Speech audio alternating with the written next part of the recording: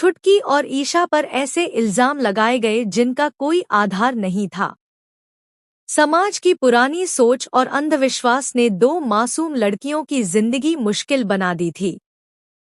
जब बुआ जी ने अग्नि परीक्षा की बात उठाई तो पूरे गांव में खामोशी छा गई।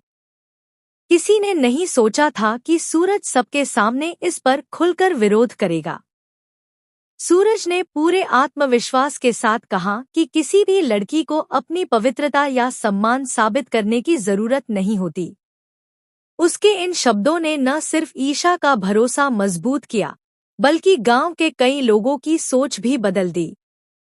आखिरकार सच्चाई सबके सामने आ गई। ताऊ जी की चालबाजी का पर्दाफाश हुआ और गांव वालों ने उन्हें बेइज्जत करके गांव से बाहर निकाल दिया। बुआ जी को अपनी गलती का एहसास हुआ। उन्होंने ईशा, छुटकी और सूरज से माफी मांगी और परिवार में फिर से खुशियां लौटने लगी। हालांकि छुटकी की शादी टूट गई थी, लेकिन सभी को महसूस हुआ कि शायद यही उसके भविष्य के लिए सही फैसला था। कुछ समय बाद पूरा परिवार शहर जाने की तैयारी में जुट गया। घर का सामान पैक हो रहा था और हर किसी की आंखों में नए सपने थे। इसी बीच डाकिया एक जरूरी लिफाफा लेकर पहुंचा। ईशा ने जैसे ही उसे खोला, उसके चेहरे पर खुशी की चमक फैल गई। कुछ पल तक वह कुछ बोल नहीं पाई, फिर खुशी से चिल्लाई, मैं सफल हो गई। पूरा परिवार हैरान रह गया।